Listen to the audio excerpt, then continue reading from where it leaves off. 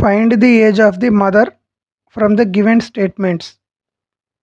Options చూడండి. ఈ type ప్రశ్నల్ని data sufficiency అంటారు.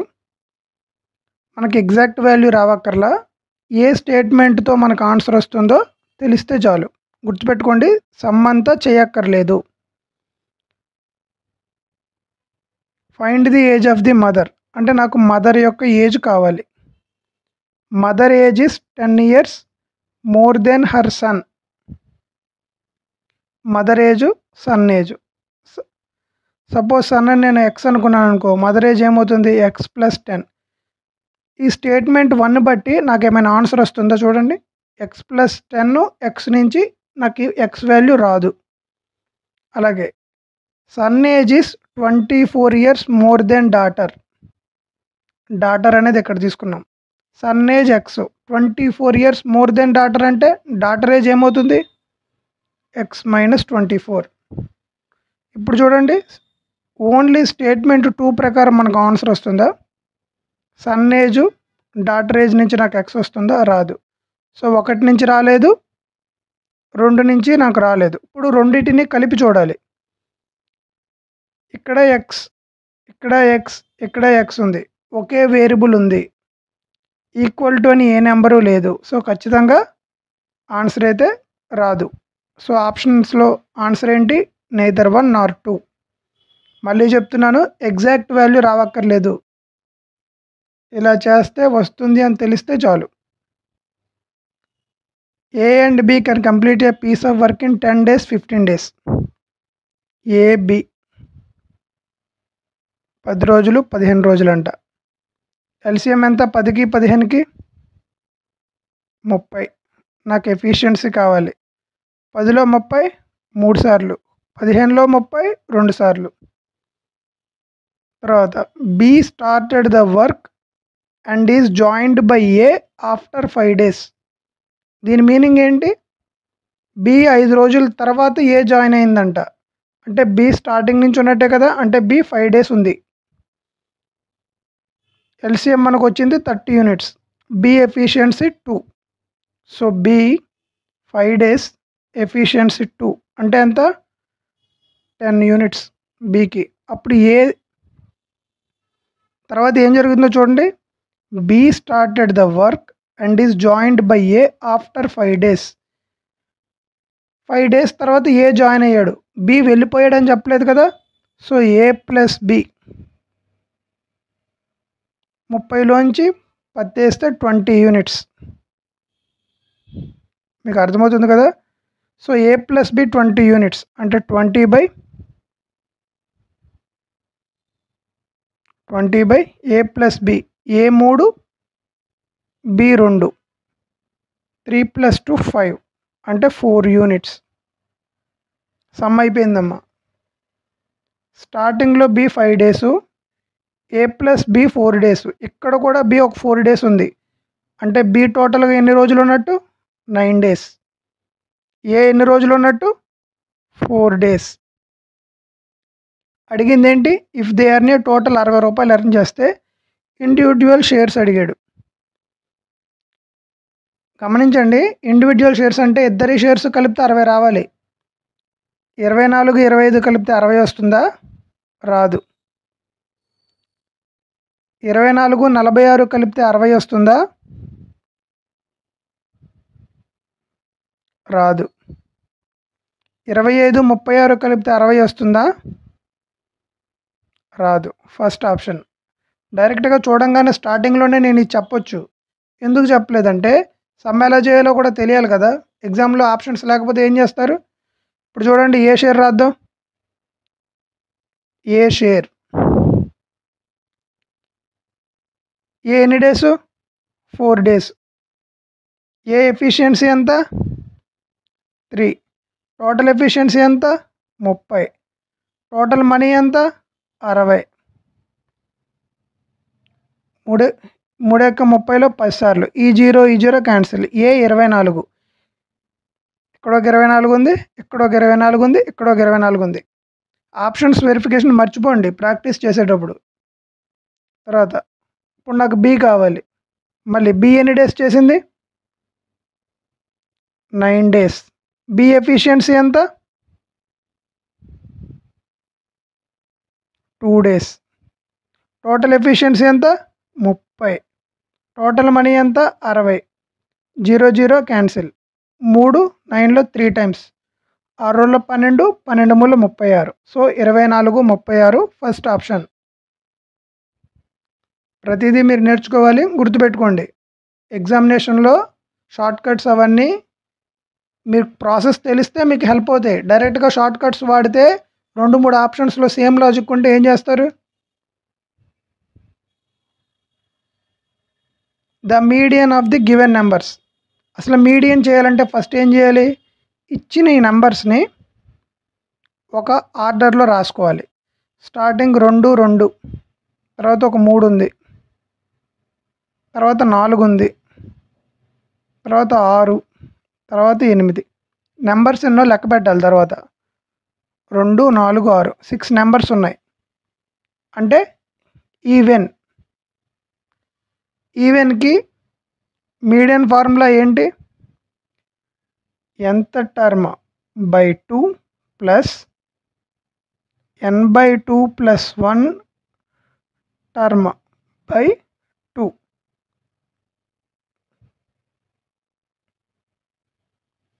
n టర్మ్ అంటే ఏంటి? మొత్తం ఎన్ని? 6 నెంబర్లు ఉన్నాయి. 6/2 ప్లస్ n/2 అంటే 6/2 ప్లస్ 1/2. ఇవేంటివి? ఇవి టర్మ్స్. ఈజీగా ఎలా చేయాలో కూడా నేను చెప్తాను. ఫస్ట్ ప్రాసెస్ తెలుసుకోండి. 6/2 అంటే థర్డ్ టర్మ్. ఇక్కడ 6/2 ప్లస్ 1 అంటే fourth term by 2. Third term అంటే ఏది? 1 2 3. ఫోర్త్ టర్మ్ అంటే ఏది? ఇది. అంటే 3 ప్లస్ 4/2 7/2 అంటే 3.5. ఇప్పుడు ఈజీగా ఎలా చేయాలో చెప్తాను చూడండి.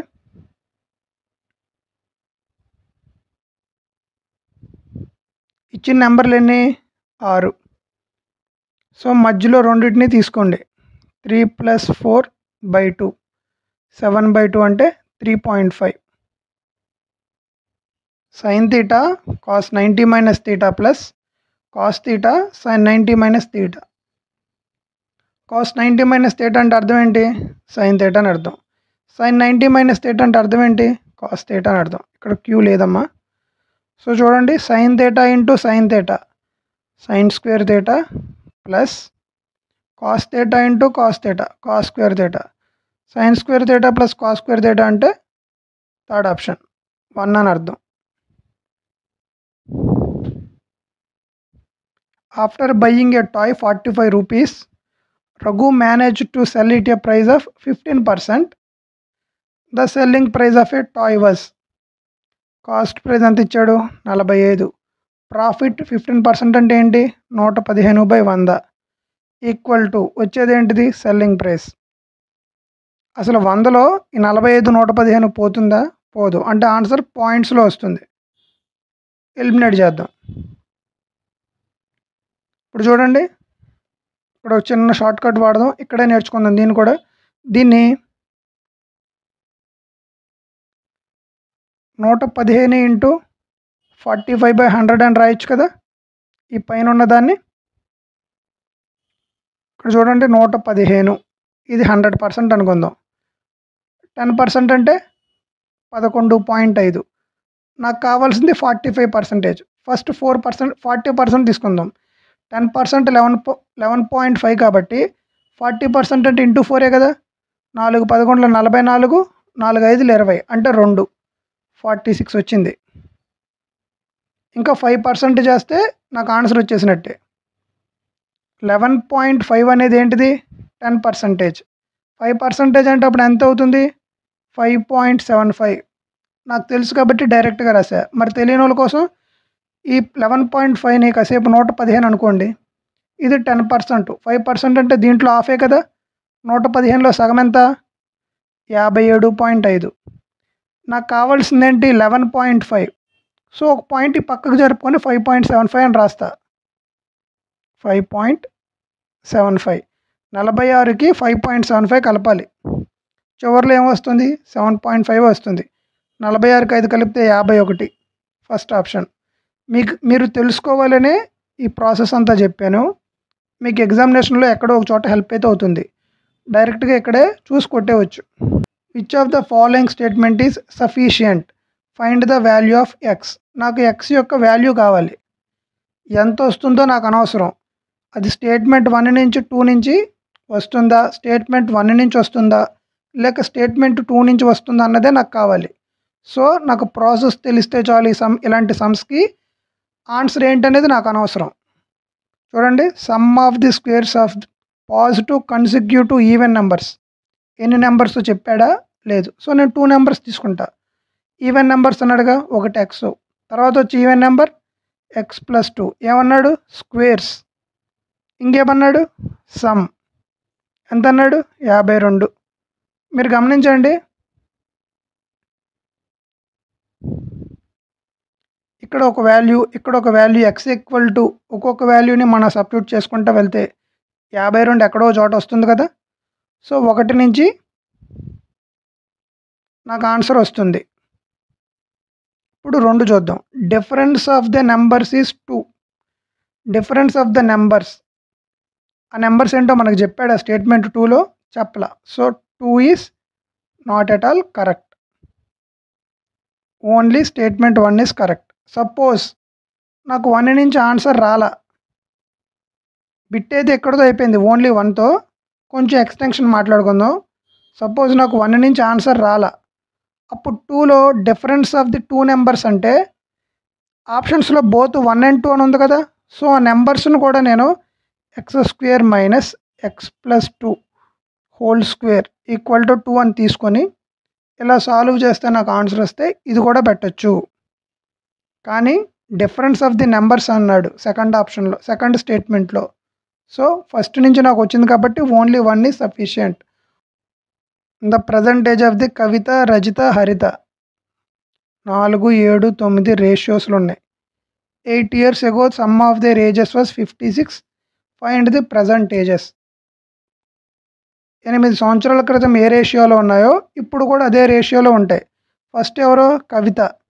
కవిత 4తో పోవాలి. 11లో పోదు, 10లో పోదు, 26లో పోదు. సో ఖచ్చితంగా 4th ఆప్షన్. చూడండి, రెండోది రజిత. రజిత అనేది 7తో పోవాలి, 28లో పోతుంది కదా. మూడోది ఎవరో? హరిత.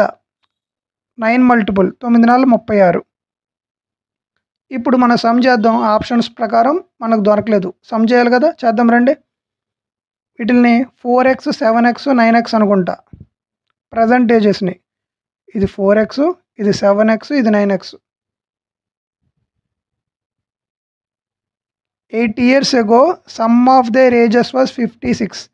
ఇవి ప్రజెంట్ ఏజెస్ కదా. 8 సంవత్సరాల క్రితం అంటే అందరిని ఒక 8 సంవత్సరాలు వెనక్కి తీసుకెళ్తా. సమ్ అన్నాడు కదా, కలిపేద్దాం. ఎంత అన్నాడు? 56. ఇది ఒక 4, 7, 11, 9, 20x, 8, 8, 8, 3 8 24. ఇటు వస్తే ప్లస్ 24. 56కి 24 కలిపితే ఎంత? 80. x = 4. సో ప్రజెంటేజెస్ అంటే x = 4.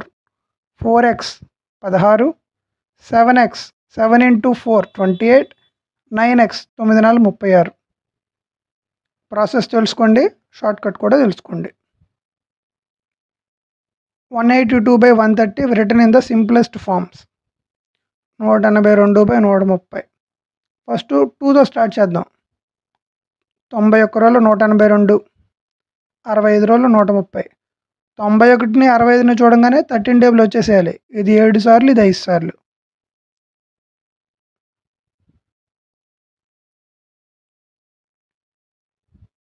Which of the following statement is sufficient?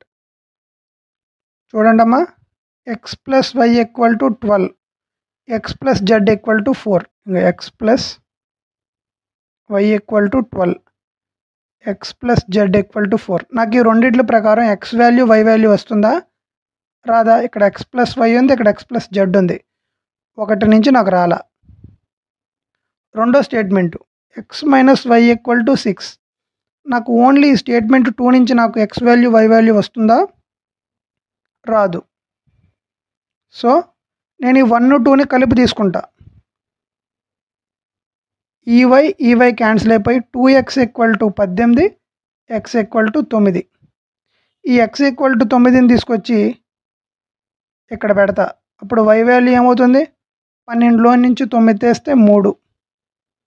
ఇప్పుడు నాకు z వాల్యూ కావాలి. మళ్ళీ x = 9ని ఇక్కడ పెడతా. z = 4 - 9, z = -5. So x, y, z values నాకు వచ్చినాయి. ఎప్పుడు 2 స్టేట్మెంట్లని వాడుకుంటే. అంటే ఆన్సర్ ఏంటి?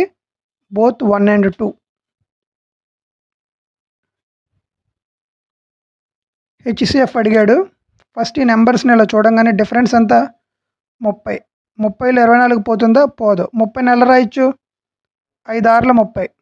సో 5లో 24 పోదు. 6లో 24 పోతుంది.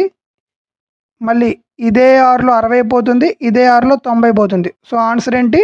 6. మళ్ళీ నేను వేరేలా కూడా చెప్తాను చూడండి. 24 దీన్ని ఎలా రాయొచ్చు? 2 రోజులు 4, 4 రోజులు 8, 8 3 24. ఇప్పుడు నేను 60 తీసుకుంటాను. 2 రోజులు 4, 4 3 12, 12 5 60. ఇప్పుడు నేను 90 తీసుకుంటాను.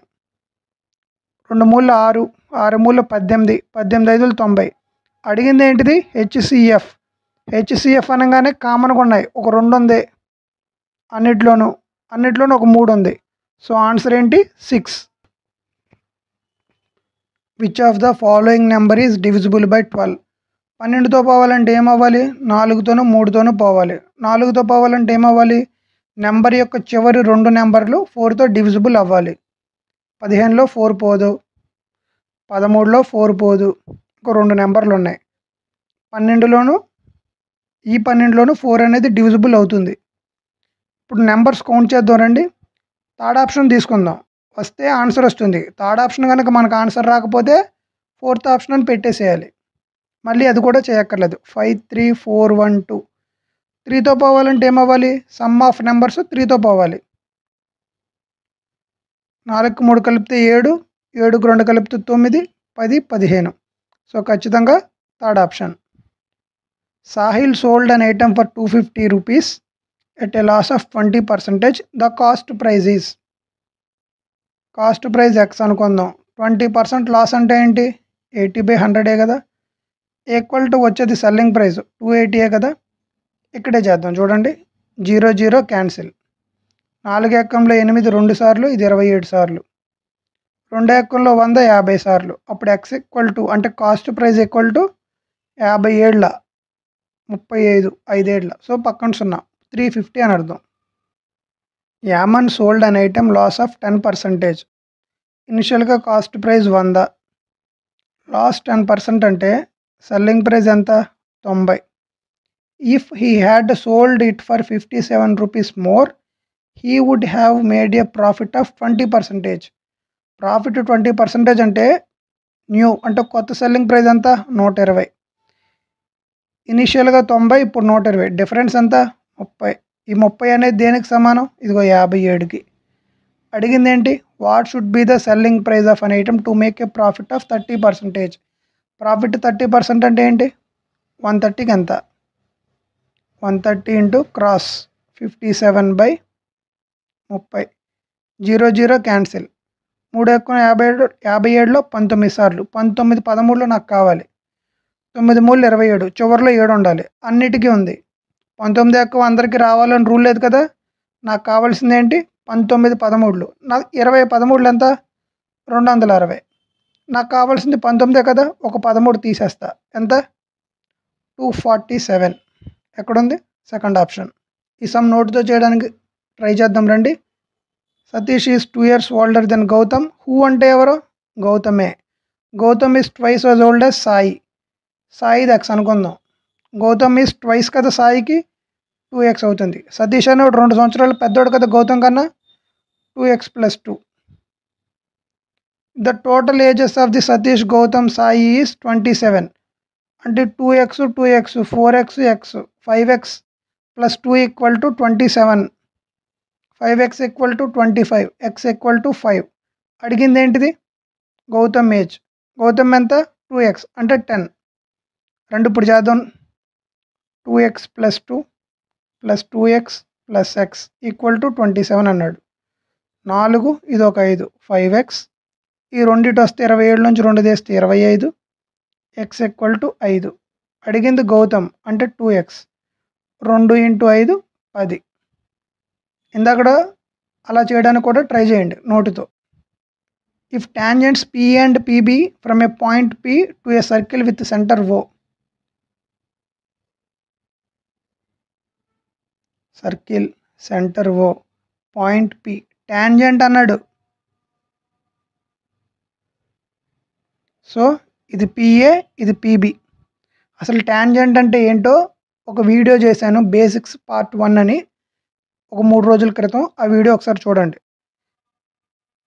అండ్ అన్ యాంగిల్ 110 అంట. ఇది ఇక్కడ యాంగిల్ 110. నన్ను అడిగింది ఏంటి? POA. ఈ యాంగిల్ అడిగాడు. కొంచెం జాగ్రత్తగా గమనించండి. ఇది ఈ 110ని సమానంగా చేస్తుంది. అంటే ఇక్కడ 55 ఇక్కడ 55. ఇది టాంజెంట్ కాబట్టి ఇక్కడ యాంగిల్ ఎప్పుడు 90 డిగ్రీలు ఉంటుంది. సో ఇది 55 90. ఈ యాంగిల్ కావాలంటే ఏం చేయాలి? 180లో నుంచి ఈ 90ని 55ని తీయాలి. సో ఆల్రెడీ ఇక్కడ 90 ఉంది కాబట్టి 180లోంచి 90 తీస్తే ఇంకా 90 ఉంటుంది. సో 90లోంచి 50 తీస్తే నా ఆన్సర్. చివరిలో 5 ఉండాలి, ఇది కాదు. So 35 degrees, second option.